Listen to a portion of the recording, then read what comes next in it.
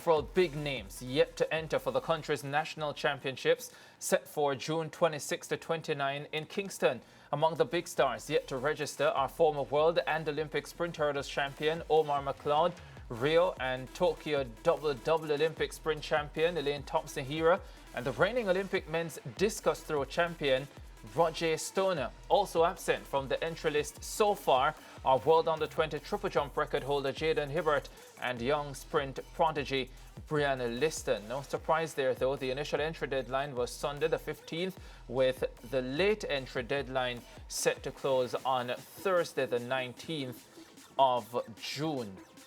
Donald and Lance, I don't know if we've ever heard a week and a half out from a national championships, 2 or 3 days out from the closing date of entries, this sort of uproar as to why certain athletes have not registered, especially because the deadline is not even closed yet. We're not at the final entry deadline. That is going to be Thursday, or to be more accurate, the late entry deadline, because the initial entry deadline was Sunday the 15th at midnight. And I've been thinking about it for the last day and a half. Okay, why? And it finally hit me today. It is because the individuals who have not entered, and let me say yet, fans of the sport in Jamaica could have their worst fears realized, and for different reasons in some of the cases. So let me start with Elaine Thompson-Herah. She hasn't competed for the entirety of this season, and maybe about 3 weeks or so ago, I started getting a number of calls asking what was happening with Elaine Thompson-Herah, why wasn't she running, when is she going to run, and so many fans were freaking out. Unbelievably, actually, the way they were freaking out that she had not competed, and they did not know when she was going to compete, and they didn't know where she was training, or if she was training, or what was going on. And the fact that you are in the late entry period for the nationals and she hasn't entered yet, then those fans are realizing or are fearing that their worst fears, that she's not going to compete at the nationals, she won't be at the world championships, she may never compete again, she may retire at the end of this season. All of a sudden, all those fears seem closer than the fans would like them to be. That is specifically for Elaine Thompson-Herah, I think, why so many of the fans are freaking out that she hasn't entered yet. Yeah, specifically with her issue, is it still that Achilles problem that she had from ever since that resurfaced last year? As far as I know, yes, that is still a problem for her. But again, there's been very little information on Elaine Thompson-Herah this season. We haven't heard much about where she's training. We've heard that she's, for the most part, been in Florida. I know, for example, that she's made a few visits to Jamaica in recent weeks, and that she has done some amount of training in that period as well. But we're not 100% certain what exactly is going on. I think it is only fair, though, to come to the conclusion that she is clearly not 100%, even in, in terms of her health, one, but also two, in terms of her readiness to race. That's where I was going, because I want to say that I think it's reasonable to conclude that she's not in competition shape. Yeah, it is more than reasonable to conclude that she is not in competition shape.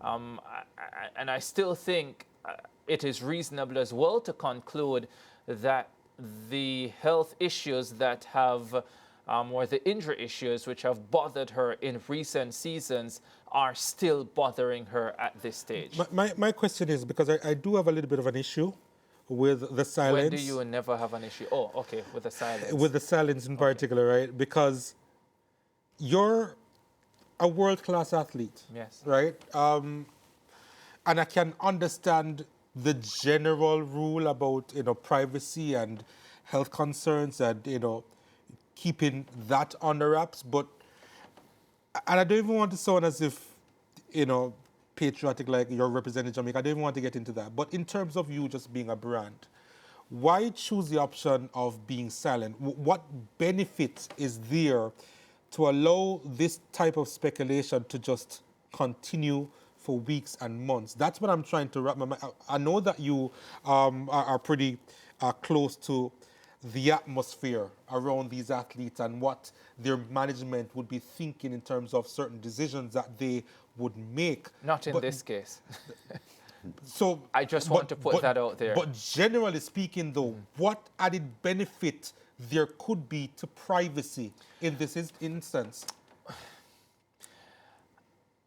I'm not sure exactly how to answer that. What I will say, though, is when I heard initially that Elaine was likely overseas, I felt that decision was one of two things or both. One, the options in Jamaica had become pretty much non-existent. So if you think about it, she moved from Stephen Francis at MVP, Shaniki Osborne, optimum performance, then to elite with Ronaldo Walcott. And if you are then leaving the elite track club, where else do you go in Jamaica? Do you go to Maurice Wilson at GC Foster? Do you go to Michael Freighter at Dynamic Speed? And maybe at that time, the thinking was, yeah, let's not do any of that. And the other part of it as well, I feel that quite possibly she wanted to remove herself from the Jamaican space where the pressure is greater, where everybody is seeing you every day, where everybody is commenting on your every move once you're in the Jamaican space. Because the fact is, you train with other people. People do talk.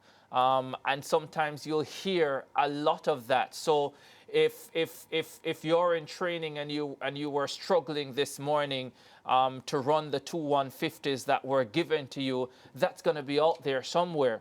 When you are overseas, not necessarily the case. A lot of things can be kept on the wraps, and you don't necessarily feel that same sort of pressure. But speculation isn't less, though. Well, well, it depends. It depends on the peace of mind that it gives the individual. I'm not suggesting to you that it is wrong or right, or it is the way or not the way to go. I'm suggesting it as a possible reason that she would have taken the decision to go overseas, or two possible reasons. One, get out of this environment, the Jamaican environment, and create a better working environment, a better space, more peace of mind. I have personally learned that in life, peace of mind is very important. And then also maybe there was a feeling as well that they had run out of options in terms of any other club to go locally. And they, yeah, and I think those are two reasonable reasons that the decision would have been taken. But the fact is, at the end of the day, wherever she went, the key thing was always going to be the ability of that team to manage the injuries she has struggled with, and specifically the Achilles issue that she has struggled with. Without being able to handle that, then it is unlikely she is going to return anywhere close to what we saw between 2015 and 2022 when she last won a global medal. So that's the Elaine Thompson-Hero situation. Now, for a few of the others, Omar McLeod, I'm not sure. This is probably the only one where it's not worst fears realized with Omar McLeod. But what I will say on Omar McLeod is that it is a little bit surprising because he has raced this year more than any other time in the last, 5 years Yeah. since the trials debacle of 2021. We would prefer not to revisit that. But he's raced more often this season than any other time since then. He's gone 13:25. His last few races have not been great. But the fact that he's racing so much, including racing at Grand Slam in Jamaica, the fact that he was at the trials last year and barely missed out on a spot, he has spoken about rediscovering the love for the sport and wanting to compete again. So everything suggested that he would be here. And I think, although when you look at the field, you think there's a strong possibility he could be on the outside looking in, there is also a possibility that given his general form this year, he would have a chance of making that team. No guarantees, because the field is tough, the field is really good, but it is the hurdles and things can happen. So there was a possibility there. But that one is surprising and strange, and it makes you wonder if indeed he does not enter over the next few days. Now, he even competed today in Finland, didn't make the final of the 110 hurdles there. So as I said, he is competing consistently. He's clearly not injured, so we watch closely over the next 48 hours to see if his entry actually comes in. He ran 13.67 today, which is way below par. Yeah, and he's been trending down, which is rather disappointing, because at the start of the campaign, I think he opened with 13.4, then came down to 13.2, went back to 13.4. Even last week, he had a 13.42 performance. So he's getting inconsistent, and it's not in the right direction. So, do you think he was probably even waiting on today's result to even decide on whether he would compete at the national trials? Because no, because generally with these athletes, they put in their entries, and then if they need to withdraw, they'll do that. Okay. In fact, a lot of times they don't even withdraw, which is why you end up with athletes assigned a lane and they don't turn up. That happens quite a bit, in fact, too much. But that would have silenced in my speculation, though, wouldn't opinion. it? If they just put in their names. For now, it would. I guess until the Nationals, if they do or do not turn up. No, there are some others, and this is the one, and let's not beat around the bush. There was a story written by our own Leighton Levy on Sunday about Turkish track and field officials trying to lure Jamaican athletes and top Jamaican athletes with big money to come and represent Turkey, hopefully by the time they get to the 2028 Olympics in Los Angeles. We're talking about money upfront, $500,000 US upfront, plus other benefits. So we're talking about a lot of money here for these athletes. And as you pointed out, Donald, some of us are close to the atmosphere of track and field and what is happening. And the names I have gotten, and I won't, well, maybe I'll call names, but the names I have gotten are all athletes in the field events. All athletes in the field events. And so I know, for me personally, I was interested in going to the J3A's portal and checking if these athletes had entered because of what I had heard. And so I suspect that that is the case for a lot of other individuals as well. Why is this person? Why is Roger Stoner, who has opened the season within the last week and competing well, not entered yet? Why is Jaden Hibbert not entered yet? Yeah, I did reach out to Jaden's team, and I was told that he is injured. And in fairness to Jaden Hibbert, he's been very open about his knee injury, the surgery, the recovery, and all that comes with that. And so clearly we have to take that for now. I personally tried to reach out to Roger Stoner today. I'm just checking my phone. Yes, I still have not gotten a response yet, but I also realized that when I did message him was around the time he was competing in Finland today, where he finished fourth over 66 meters. But yes, people are fearful that these are among the athletes who have been approached by Turkish officials. Jamaicans are fearful that they will lose some of their brightest talents if indeed this goes through. And so when you see a story like that, and then these athletes are not entering for your nationals, people get antsy.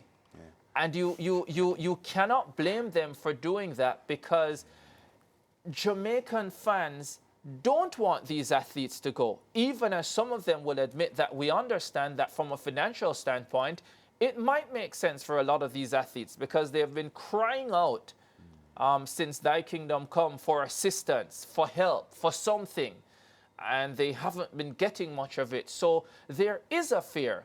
And so when you see your Olympic champion Roger Stoner not entered, you're like, oh my God, my worst fears are coming through. And you have to pay particular attention to the field events, people, because they are, for the most part, not as glorified in many ways than the track stars.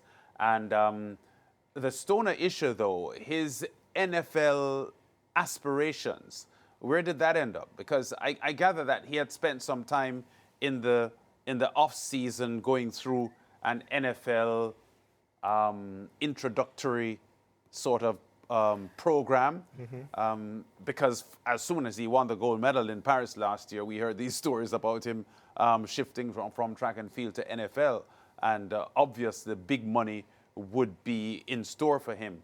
But I don't know where that is at the moment. I think there was interest in the NFL from before the Olympics, actually. Yes. So I think it was just brought up in the aftermath of him actually winning the gold medal. But it was something that he was obviously interested in. There was an opportunity earlier this year for him to do some training, Yes. or be part of some program, introductory Which I got the program. feeling he went through, Yes, or he was a part of. I Yes. am not sure what the end result of that was though. yes. But what we do know, and if you think about, he started his competition season pretty late, Right. because he only opened at the Oslo Diamond League, it was. Yes. Then he competed in Stockholm on Sunday, and then he's in Finland today. So it's 3 meets in the space of a week. So it's not as if he is not competing. There was one particular athlete, and I won't call the name of this athlete, who I didn't see entered. And I became fearful. I reached out to the athlete and I said, what's happening? Why aren't you entered for the nationals? And he said to me, oh, when is the deadline? And I'm like, it was last night. And he says, well, you're kidding, right? And I'm like, no, there is an extended deadline, though. You'll just have to pay $4,000 more for the entry. 4,000 Jamaican dollars. Yes, 4,000 Jamaican dollars. And he was like, okay, no problem. I'll just go and do it now. I hope, and this is me as a Jamaican now, and just wanting to see the best Jamaican athletes represent Jamaica and not Turkey and not Bahrain and not Singapore. I hope that some of the other names who have not yet entered, and the ones that we are fearful that they may make the switch, are in a similar situation to that athlete that I spoke to on Monday, and they just haven't realized that it's entry time, and they will get their entries in time for the final deadline, which is Thursday. So that's what's happening there. A few interesting things coming from those who have actually entered, though. Christopher Taylor deciding to go 100, 200 meters as opposed to the 400 meters. I realize that social media has had a lot to say about that. The general feeling seems to be that fans think he has a better shot at 400 meters rather than 100 and 200 meters. So that's going to be interesting to see how he performs at the Nationals. Shelly-Ann Fraser-Pryce is very much there for the 100 only. Sharika Jackson is there for the 100 only as well. But don't forget that she has a bye for the 200 meters. It was interesting to see Daniel Williams. Seems as if the Grand Slam track bug has bitten in a serious way. She's entered for both the 100 and the 100 hurdles. Seems as if she enjoyed the sprinting at Grand Slam track. And I gather she might not have been at the Nationals if the final leg of the Grand Slam track had been held.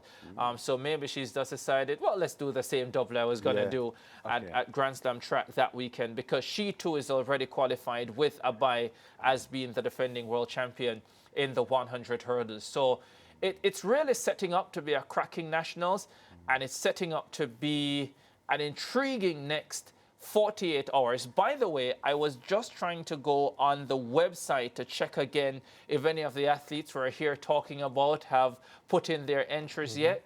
Guess what? None. The site is down. The site is down. Oh, I boy. think it's crashed. Yeah. I hope not. Yeah. But you can't access it right now. We didn't talk about Brianna Liston, who has had injury issues Yeah, no in the surprise past there. year. No surprise there. She ended her collegiate career abruptly, prematurely, some would say, from LSU. And from what I hear, a lot of that was down to the fact that she didn't want to be competing with an injury issue. She wanted the time to completely get over her injuries before she's back out and competing again. So it doesn't strike me as a significant surprise that she isn't there. And the fact is, she hasn't competed since, I think, the 1 or 2 times she competed indoors. So but what does that no say, shocker though? there at all. What does that say, though, that she had to leave the collegiate circuit in order to protect her own body? It says she's smart. Do you think it says something else? No, it probably opens up a bigger conversation as to her needing to do that and her not being protected by her college. Well, for me, it's no different from anywhere. You have high school coaches who abuse athletes in Jamaica and elsewhere in the Caribbean and elsewhere in the world. It's done at the collegiate level. Part of the decision making when these athletes are deciding where to go and why they go where they go is to think about some of those things and think about the best places to go that align with their ultimate goals and dreams, and then to have capable individuals around them along the journey that if you need to pivot and make these difficult decisions, you are able to do so. There is no perfect situation, Donald. There is no perfect place. There is no perfect system. But if you have the right individuals around you, you can navigate those situations and get the best out of them. Yeah. That's what's up. Yeah. Stay tuned to the SportsMax Zone. This is where you'll get the best analysis of track and field and leading into the Jamaican Championships coming up next week, which, by the way, I think is just way too early. But that's a whole different conversation for another day and another depth of politics that I'm not sure we're all ready for. Let's go to a break. We'll be back with more on the SportsMax Zone.